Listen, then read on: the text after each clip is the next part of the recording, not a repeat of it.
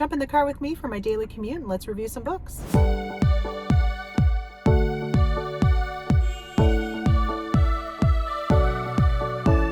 So I started Deep End by Ali Hazelwood. The two big Ali Hazelwood books that I heard about last year, obviously, Deep End and Mate, which I have not yet picked up. It seems to be getting a lot of mixed reviews. That's the nature of books. Some people love them, some people hate them, some people just kind of meh in between. I don't know if it's because of the subject, what the book dives into, pun not intended. So far, I think I'm about 30% in. I just started it last night. I can't put it down. I'm really enjoying it. Right from the get-go, I'm able to connect with the FMC, the MMC. I don't mind him at all. I'm honestly struggling a little bit to understand any of the not so positive or downright negative reviews about the book. Now, again, I'm only 30% in, but for me, usually when I know I'm not going to finish a book, it is in that first 30 to 40%. If I make it that far before I either start skimming or just really seriously consider DNFing. There is no chance I'm DNFing this book. I'm loving it. Nothing really has happened yet, as far as the whole romantic situation, but, they're laying the groundwork in which I love the banter. Their banter is just, yeah. So I am on day 2 of Deep End, and I am about, 65%. I was up until, this is so bad. So I'm reading and realize that it is 3 a.m., which is so bad. I can't believe I've never read an Ali Hazelwood book, but I just somehow have never stumbled upon one of them. I'm not saying it's perfect. No book is perfect. But am I having a great time going through this? Absolutely. It's so much fun, and it reads so fast. I actually try to keep my percentage on the very bottom of your Kindle screen where you can see where you're at. That gives me anxiety. But I checked it this morning on my way to work just because I was going to be so depressed if it was at 70 or 80% because I'm not ready to say goodbye to these people yet. And thankfully, when I left, it was only 56%, and then I read a little bit during lunch break. Today is day 3 of Deep End, and I finished. I was able to finish the book during lunch, which was really exciting. That way I can get my thoughts out on my way home when it's still fresh in my mind. In the perimenopausal world, something that happened 5 minutes ago can just be poof, gone, just gone. So I wanted to be able to get out my thoughts as quickly as possible. We have Scarlett and Lucas, who had really good banter through the whole book. Not just banter, but even just regular conversations. They flowed so well. I really enjoyed reading them as a pair and some of their individual interactions. The subplot of just the competitions and different things going on in the background that are important and happen to all of us, with mental health, confidence, letting things kind of become a block that prevent you from doing things that you really want to do and just being yourself. And that's a huge, huge thing. I think maybe that might be why the book was so enjoyable for me.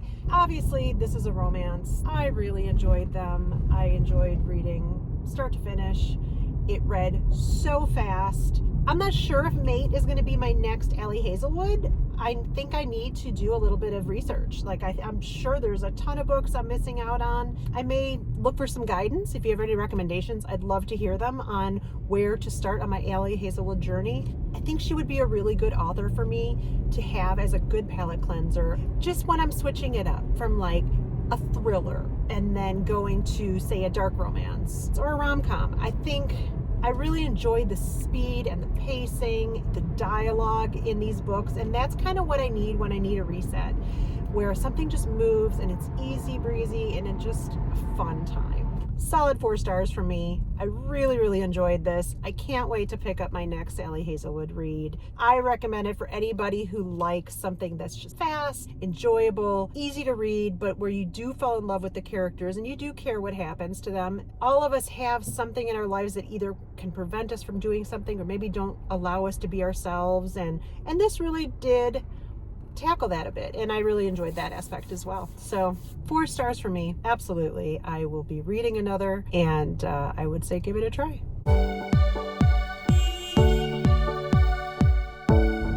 Last night, just before bed, I downloaded a ARC copy of The Fall Line by Meg Riley. Thank you, NetGalley, for allowing me to read this. It is expected to come out February 5th of 2026. I love the cover. The cover of The Fall Line is adorable. We have our FMC, which is Poppy, and then we have our MMC, which is Jet.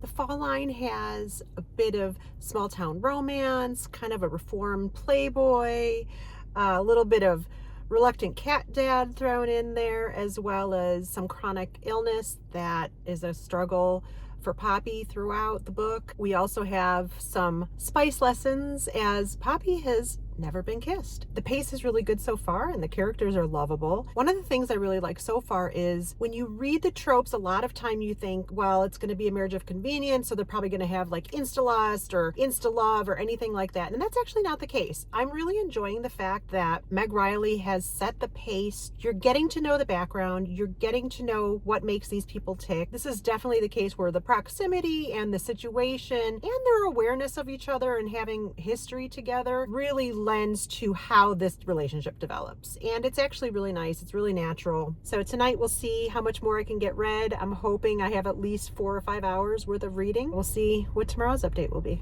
I just finished reading The Fall Line by Meg Riley. I really, really enjoyed it. I have not yet visited the Heartwood series and was shocked to find out that this was actually the final book in this series because it reads so well as a standalone. One thing I really liked about this was sometimes when you have interconnected standalones, the author feels the need to retell everything about everybody that had occurred in previous books, and she doesn't do that. And I really enjoyed that, where you really get to discover this couple. The secondary characters are just that. They're secondary characters. They don't overwhelm the story. Poppy is a sweet, endearing character. I don't want to give away too much. Following her on this journey with her chronic illness, along with her emotional development, I would say setbacks that she has had due to the illness that she contracted as a young child, and has definitely shaped who she's become as an adult. Jet is a lot of fun. There's no way around it. Jet is a lot of fun and definitely was a playboy. He's one of those elite skiers at the top of his game.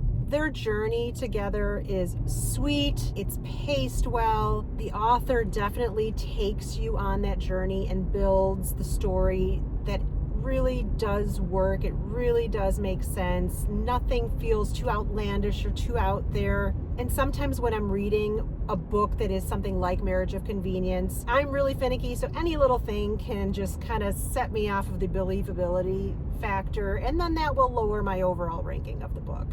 That doesn't happen here. Again, I really appreciated that the story flowed. It was believable while also being incredibly sweet. Definitely a cozy read where you want to know the secondary characters, the neighborhood, and absolutely Cordelia the cat. She's great. She's fantastic. I'm a cat person, and so anytime there's a cat that has a good amount of time in a story, I'm in. The cat almost gets her own star.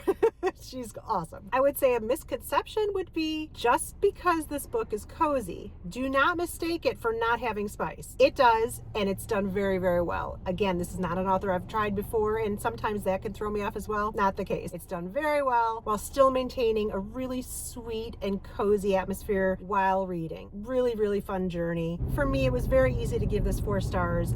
I'm very happy to have a new author that I can follow. I now have to go back and read books 1 through 3 now that I know it's a series, and love the way she builds this town and the people and just the secondary characters, as well as your FMC and your MMC. Love, love, love. I really enjoyed this. I would recommend to anybody who is looking for cozy, sweet, little bit of an emotional journey. It definitely hits the sports note. This also would be a really great in-between book if you're going from something like a dark romance to a thriller. This would be a good place to kind of reset your palate, calm yourself down, empty your mind from things that are really, really intense. This is so smooth, really just an enjoyable read. I'm very much looking forward to reading the beginning of the series and starting back with the Heartwood series, book 1. I just realized that behind me are a bunch of books.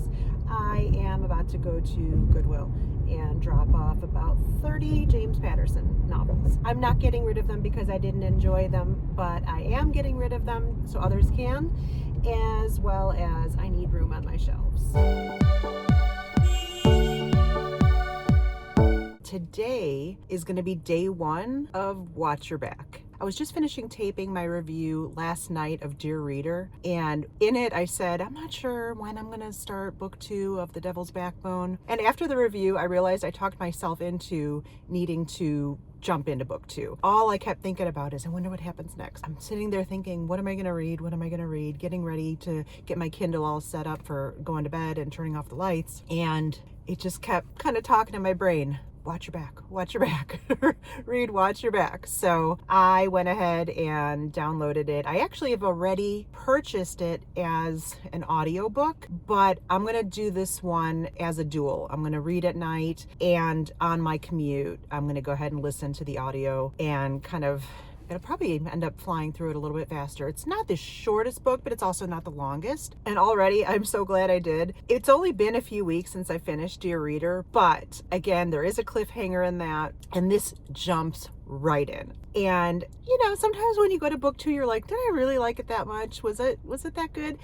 And yeah, it was. I've had a few not 4 or 5 star reads lately, and sometimes that can kind of slow my desire to read down. And so I needed something that is in the 4 to 5 range right off the bat, and I'm super excited. I am reading this on my Kindle when I'm at home, and then I have the companion audiobook, so that way during my 30 to 45 minute commute each way, I'm able to listen to it as well. So I'm flying through this book pretty rapidly. I'm really enjoying the progression of the relationship between Ashley and Carter and Heath, Royce and Nate. They're having to come together because of things that are happening in their environment with their secret society. This is getting pretty suspenseful, and I'm really enjoying that aspect I didn't see coming. Typically with secret society type books or dark academia or things like that, you know kind of what's going on and you're being taken along this journey.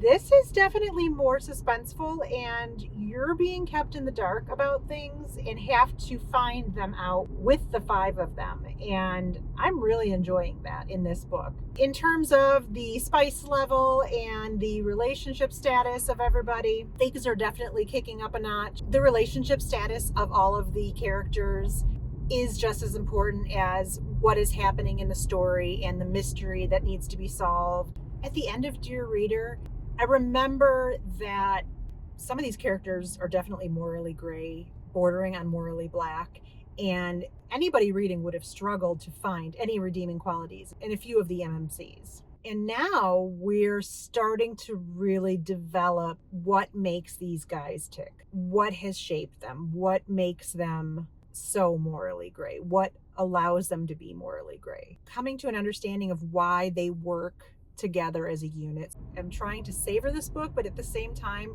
I know I'm going to fly through it because it's so good. I'm really excited to see how much reading I can get done tonight and how much into the story. I'm just scratching at the surface of the mystery of what is happening, and we're just starting to peel some layers back, and I feel like we're getting into the real nitty-gritty of what this story is. We'll see what my update is in the morning. So clearly I'm on my way to work. I'm a hair roller girl. Every now and again I'll use an iron, but honestly, I just blow out my hair. Once it's cool, I'll throw it in rollers and done. Because of the cut that I have, it just kind of, honestly, it's about as much effort as I'm willing to put in. This is day 3 of Watch Your Back, and the first 25 chapters are just perfect. Storylines are really good in that we're really having some character growth.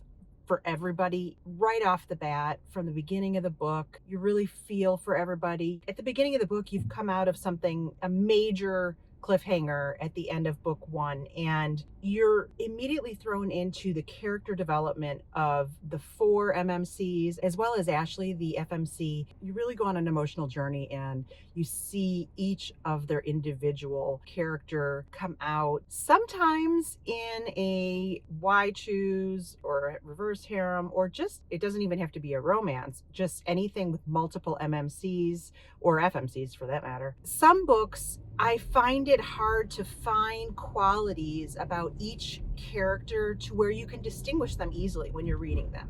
This author does a really great job of giving each character their own quirks, their own, I guess, voice in my head when I'm reading it, certainly in the audiobook, which is fantastic, by the way. But it's not hard for me to decipher who I'm reading.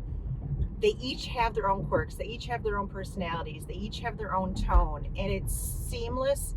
I don't find that's always the case with books, and I'm really enjoying that I don't have to struggle to figure out who's in the chapter I'm reading. With that said, it just kind of, when this happens in a book, I'm just kind of like, no, like, don't, you know, like the plot just kind of, around chapter 22, 25, somewhere in there, I can't remember specifically where, it's like we have two main threads happening, and the romance and building and character development and obviously how they all tie together is up here. And the romantic suspense and the main plot point is down here. And I'm finding that this is staying straight. The romance is taking over a little bit, and we're dropping off a little bit on the suspense and the plot of what's going on behind the scenes. And I'm just kind of like, no, don't lose that thread. Like, I want to keep both threads going at the same time. It's ever so slight.